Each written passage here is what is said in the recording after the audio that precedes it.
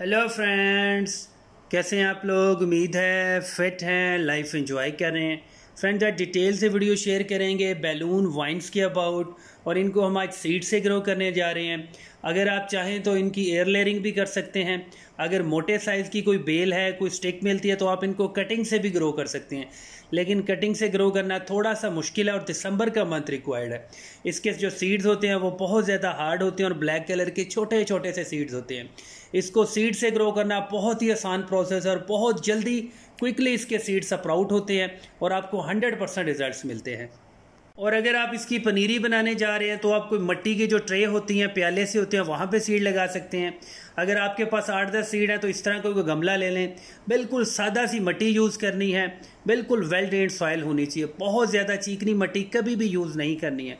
और potting mix के अंदर कोई भी आपने कोकोपीट या पीट मॉस भी नहीं यूज़ करना है। इतने ढीठ सीड्स होते हैं कि आप सादा सी मिट्टी में भी लगाएंगे तो 100% आपको जर्मिनेशन फील होगी। एक सीड के लिए आप छोटे छोटे से होल बना लें। होल बनाने के बाद आप सीड्स को फिक्स करें और सिर्फ आधा इंच मिट्टी की लेयर कर दें। सीड्स आपने डायरेक्ट लगाने हैं, पानी में सोक करने भी कोई ज़रूरत नहीं है। कोकोपीट अगर यूज़ करना चाहे तो कर सकते हैं, लेकिन इसके सीड्स अगर सादा मिट्टी से भी आप कवर कर देंगे फिर भी आपको 100% रिजल्ट्स मिलेंगे। सीड कवर करने के बाद फर्स्ट टाइम आपने थोड़ा सा ज़्यादा पानी देना है।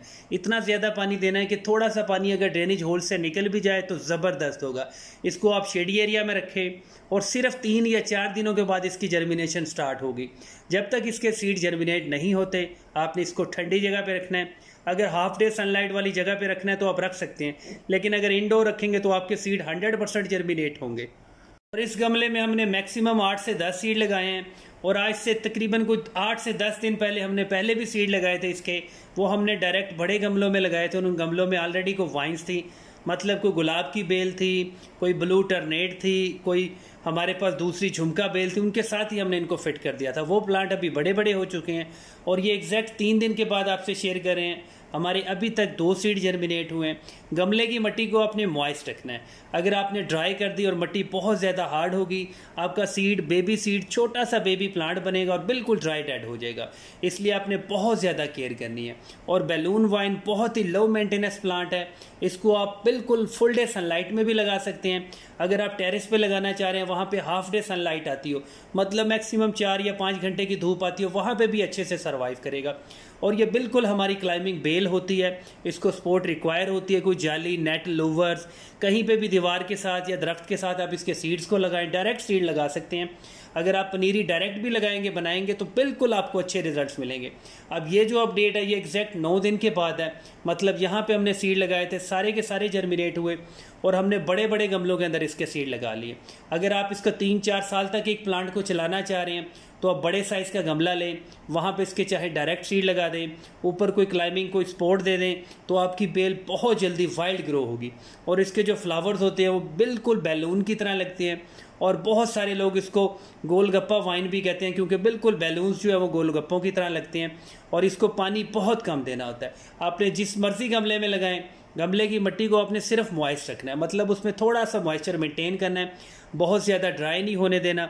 अगर आपने बहुत ज़्यादा पानी दिया फिर भी इसकी रूट्स में फंगस लग जाएगा। सेंसिटिव है खाद के मामले में, मतलब आपने कोई भी ऐसी खाद नहीं देनी मई, जून, जुलाई में जो इसकी रूट्स को हीटअप करे। गर्मियों में वैसी भी बहुत ज़्यादा गर्मी होती है, गमला भी हीटअप होता है। गमले में जितना भी पॉटिंग मिक्स डाला होता है, फर्टिलाइज़र डाला होता है, वो भी अपनी हीट प्रोड्यूस करता है। इसलिए आपने कभी भी वो वाला फर्टिलाइज़र नहीं डालना जैसे कि गली सड़ी गोबर की खाद होती है, ऐसा कुछ नहीं डालना। इसको थोड़ा सा ठंडा मीठा फर्टिलाइज़र देना है। कंपोस्ट दे सकते हैं, केले के छिलकों का पानी दे सकते हैं, जिसको बनाना पील वाटर कहते हैं। मतलब जो भी चीज़ देनी है थोड़ी सी ठंडी खाद देनी है। अगर खाद नहीं भी देंगे तो कोई इशू नहीं है, आपका प्लांट 100% सर्वाइव करेगा। लेकिन आपने इसको सपोर्ट लाजमी देनी है अच्छे रिजल्ट्स के लिए। इसको हैंग भी कर सकते हैं, कोई रस्सी से, रोप से, जाली से, कहीं पे भी आप इसको हैंग कर सकते हैं। ये बिल्कुल वाइल्ड ग्रो होगी। और आजकल आपने इसकी कभी भी प्रोनिंग नहीं करनी है। अगर आपके पास कोई इसकी पुरानी बेल है, बड़े साइज़ की बेल है, तो मार्च, अप्रैल, मई, जून में इसकी कभी भी प्रोनिंग नहीं करनी है आपने। Thank you friends.